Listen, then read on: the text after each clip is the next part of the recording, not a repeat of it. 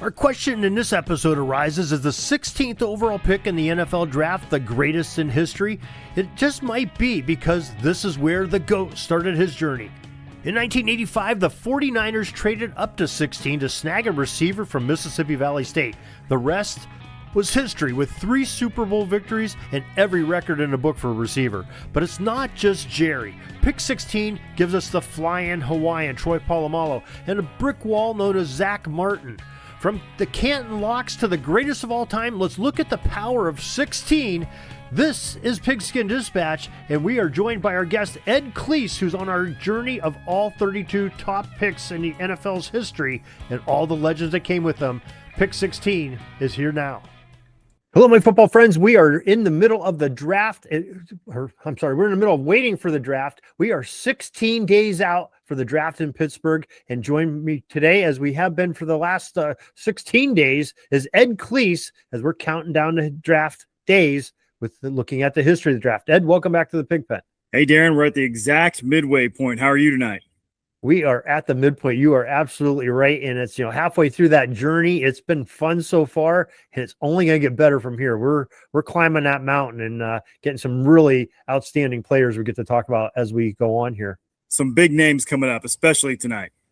Yeah, definitely. 16th position in the draft. It's middle of the pack. It's, the contenders we've already talked about all the contending teams from the previous season, how they drafted. Now we're getting into the bottom feeders of the league from the previous year, but the higher draft picks and the more marquee players in some cases.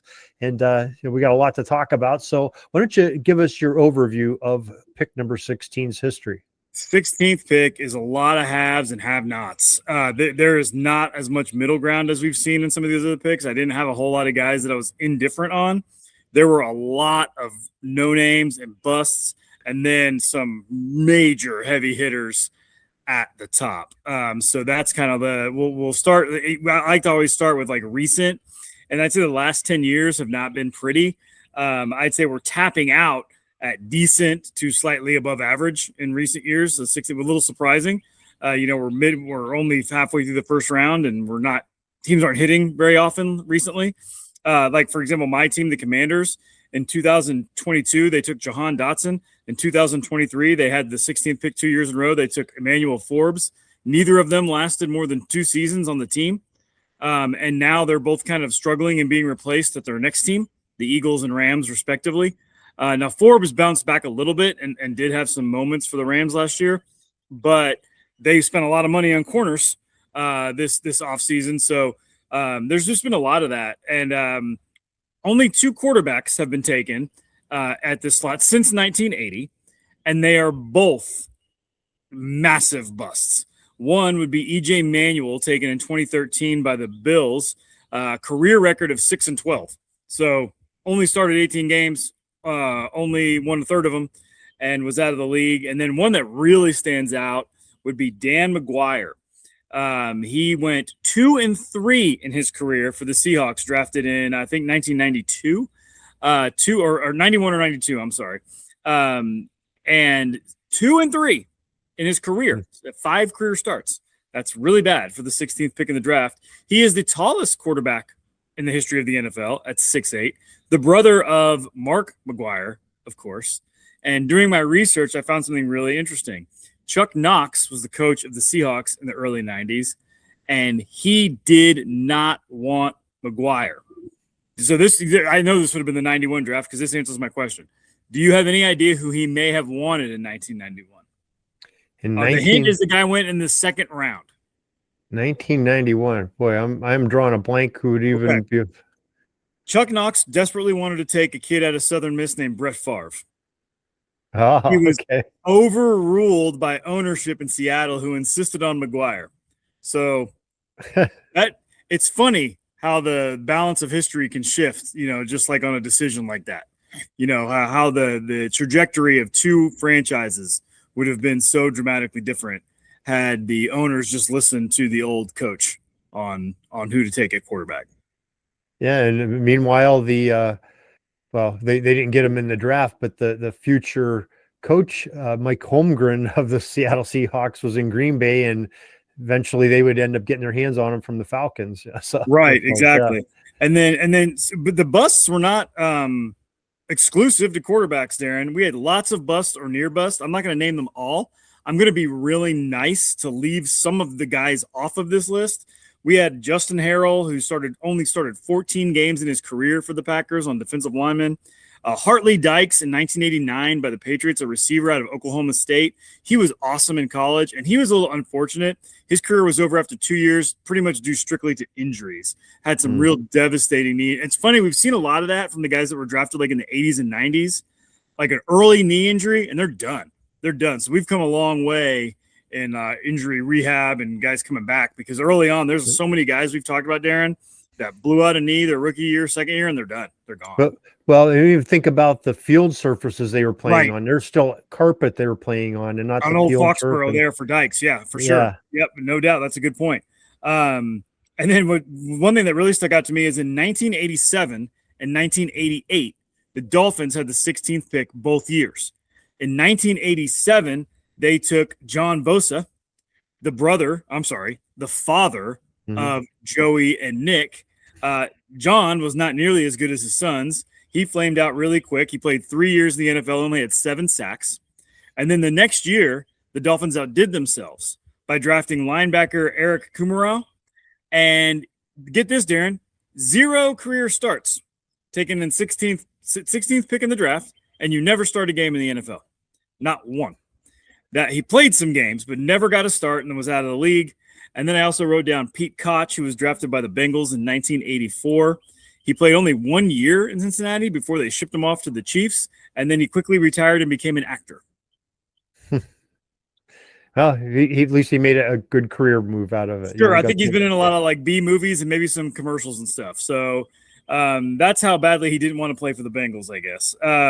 So yeah, now it wasn't all bad. I've got some honorable mentions on the good side. Dominic Rodgers-Cromartie was drafted number 16 overall, had a really solid career. And then I had 2 old school offensive linemen that I really remember. Jim Richter was taken in 1980 by the Bills. He was a center, and he wound up being the center for all 4 of the Super Bowl teams. Now, hear that again. He was drafted in 1980 and played on the 90, 91, 92, and 93 Super Bowl teams. So he obviously had a very long career. That's a great career. And Lewis Sharp was drafted by the Cardinals in 1982, an offensive lineman. And he played for the St. Louis Cardinals, where he was drafted. They became the Phoenix Cardinals, and he was still there when they transitioned to the Arizona Cardinals. So he played for well into the double-digit years, all with the Cardinals. Really nice career. So the only city he missed was when they were the Chicago Cardinals. Exactly. He only didn't play in Chicago. He wasn't that old. And then my 2 toughest cuts, and we can probably debate these on where I had my 4 and 5 guys, were Chester McLaughlin, taken in 1992, and Hugh Douglas, taken in 1995. Both defensive linemen that had really nice careers. Wow, I'm surprised that one of those didn't make your top 5. So yeah, it was a tough cut. It was a tough cut. Yeah, I'll bet. All right, well, let's get to your top 5. So top 5. So the heart wants what the heart wants. And number 5, this is the guy that bumped McLaughlin and Hugh Douglas. And, you know, I try not to be biased, and I try to set that aside, but sometimes we are what we are, Darin. And I have my whole life of watching football, I will die on this hill for this player. And that is number 5. I will die on the Santana Moss Hill.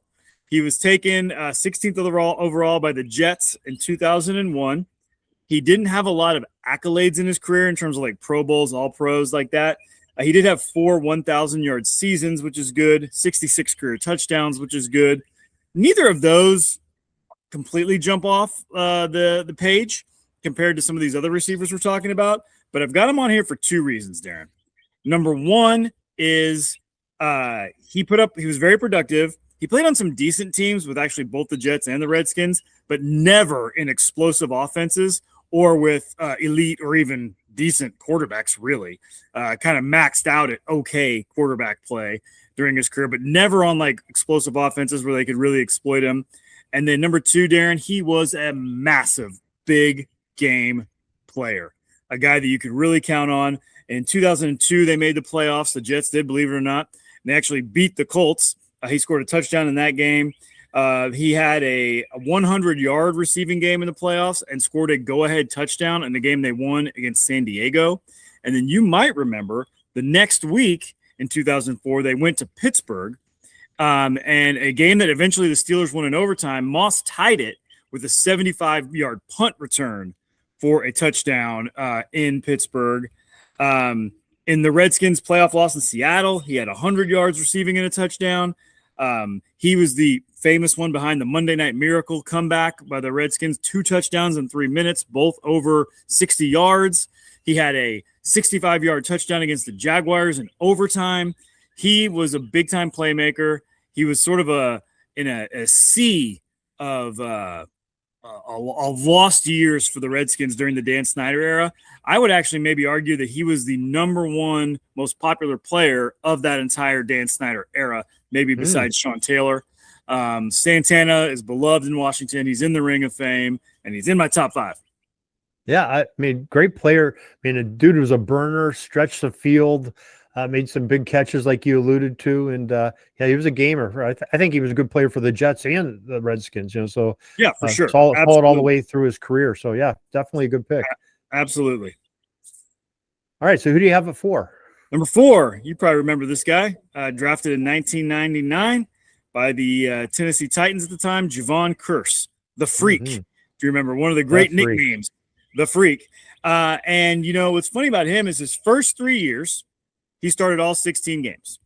And in his first 3 years, he was off to about as good of a start as any defensive end ever. He was the Defensive Rookie of the Year and first team All-Pro as a rookie. That's off the charts good. That's very rare, very rare. In the Music City Miracle playoff win against Buffalo, he had 2 sacks, a safety, 2 forced fumbles. He had a sack in the Super Bowl that year against Kurt Warner. He was very good in the playoffs in 99, that rookie year. After that, he made a couple more Pro Bowls. He had 36 sacks in his first 3 seasons. So you do the math there. That's really, really good. He got injured, and then he was the comeback player of the year after that. And then after that, it was just kind of over. It just he was a decent player for a couple of years. He had a couple of okay years for the Eagles, and then he ended back in Tennessee. So it just kind of ended abruptly and quickly. But man, those first few years, he was like off the charts good. Yeah, he was almost like a video game player. I can think of 2 defenders over watching football that were just seemed to be on every play especially when they were in their younger seasons in the NFL. One was Junior Seau, who seemed like he was sideline to sideline. Another one was Javon Kearse. And Kearse was, in almost every play. And from a defensive end, where you're playing on one side of the ball and you're making tackles on the opposite side, that's really amazing. And he was all over the place, like you said, especially early on in his career. And I'm not sure a dude's ever looked any better in a football uniform than Kearse did. Goodness, yeah. He looked like he was cut. Impressive. Yeah, impressive. He was dude. cut. Yes, sir. Yeah, remind me of myself in my younger days. Me too. That's exactly enough. I think you were nicknamed the Freak, but maybe for other reasons. Yeah. Then I woke up and there you go. Yeah. All right. So who do you have ranked at number 3? Number 3 is a guy that's going to be in the Hall of Fame. I'm very confident in saying that, and that is Zach Martin, drafted in 2014, an offensive guard from the Cowboys. I mean, this is really we don't really need to talk much about this, Darin, because he was first team All-Pro 7 of his 11 seasons in the NFL. He's on the all-decade team of the 2010s. Unfortunately, he was very durable, and then he had a terrible ankle injury and just couldn't come back from it. So his career was a little bit short, I guess, at those 11 years. If you're going to dock him for anything, maybe it would be that. But I think that he is just in the Hall of Fame. I really don't think there's going to be a debate about it. And a guy that was on our top 5 earlier in the list was Travis Frederick, the center. And those two overlapped for 5 years there. And that is, Dak's early years when Zeke Elliott was, running roughshod over the league. Their offensive line was amazing. And it was because of those 2 dudes. Yeah, Cowboys usually have some pretty strong linemen on, and definitely Zach Martin is one of them. So great selection there. Yes. Are you ready to stand up and cheer for this next one? I think I might be cheering too early, but okay. Get your head and shoulders out, because the number 2 player that's on my list is drafted in 2003 by your Steelers, safety Troy Polamalu. easy as it gets, would probably be number one on a lot of these picks if it wasn't for the one guy that's ahead of him. I just put down, I didn't have a lot of numbers because I thought maybe you take care of that. But what I would say about him, just a gamer, just a gamer and one of the most fun guys to watch. I was a youth football coach for my son, and I would sometimes, if I had to pick a player for some of the kids to watch, that just say, hey, just watch some highlights of this guy and play football like that. That is sort of like, and that's Troy Polamalu, flying around, like literally his hair flying around, but jumping over the line. He's sacking quarterbacks. He's making plays on the back end. He's all over, playing with like a lot of joy. He was a really fun guy to watch. He had the game-sealing interception return for a touchdown against the Ravens in the 2008 playoffs. Of course, the Steelers won the Super Bowl that year. I'm sure you remember that play when the Ravens had a chance to win or tie, and he took it back to the house. Just an amazing player. One of the best safeties ever. I did, when we talked a few picks ago, about comparing him to Ed Reed. I put Reed just a tad ahead, but they're basically neck and neck as two of the best safeties of all time. Yeah, I mean, I'll agree with you. Reed was probably the better value pick because he was a lower round pick, than Polamalu. But I think Polamalu had maybe a better career, and maybe I'm biased, but that's okay. Just like you said earlier with Santana Moss, Polamalu.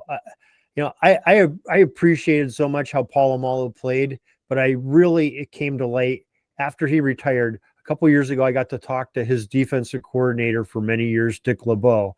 And LeBeau would talk so much about Troy Polamalu. You can tell there's a couple players that he just had that sparkle in his eye and really was very fond of.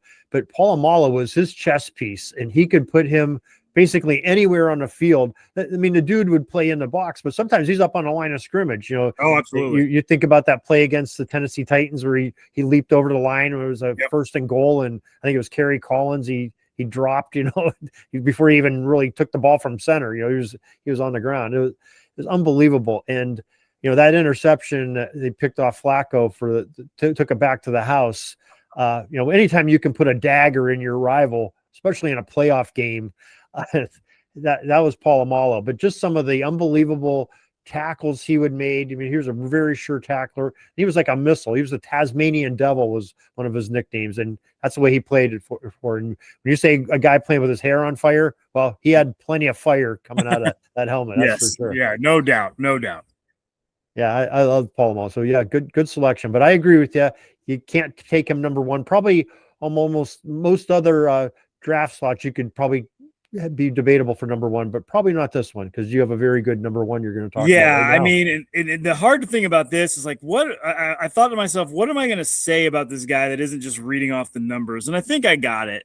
And that's number one is Jerry Rice, taken in 1985 by the 49ers, of course. His rookie year was fine. It didn't really stand out. And then after that, it was just like, give me a break with this guy. Unbelievable. He is, of course, the all-time leader in NFL history in catches, in yards, in touchdown receptions, in scrimmage yards. He's the all-time leader in NFL history in playoff reception yards and playoff reception touchdowns. He was great in the actual Super Bowls, including one MVP of a Super Bowl. At age 40, by the time he was in Oakland, he had 92 catches and over 1,100 yards for the Raiders, and that team went to the Super Bowl. The Raiders went to the Super Bowl of all teams, right? And then he had a pretty good year at 41 too. And then at 42, it was finally time for him to hang it up. And I don't, with Rice, it's like, what do you say? And ultimately, Darin, I land on this. I think that Jerry Rice is the greatest football player of all time, period. End of sentence. If we're doing an all-time list, he's my number one. There's going to be a guy that down the road, I'm pretty sure we're going to talk about that I sometimes waffle with. But he's number one for me. I don't think you can play your position in football any better than Jerry Rice played his. And I'm not really sure how you even debate it. Yeah, I agree with you because he's just so dominant his position. I mean, I think Randy Moss is in second for most of the NFL records to Jerry Rice. and he's not even in the same ballpark No. with Rice's numbers. It's like night and day. You look at him like, holy shit, that was like 2 careers in between their numbers. And Moss was a very good player, as we well know. Yeah, and he was on our list earlier. But the other thing is just, sometimes the eye test, meaning, my team played the 49ers a lot in the 80s. And if it's like 3rd and 6, you're like, they should just move the chains right now. He is getting the first down. He's making the big play. He, of course, benefited from playing with 2 Hall of Fame quarterbacks.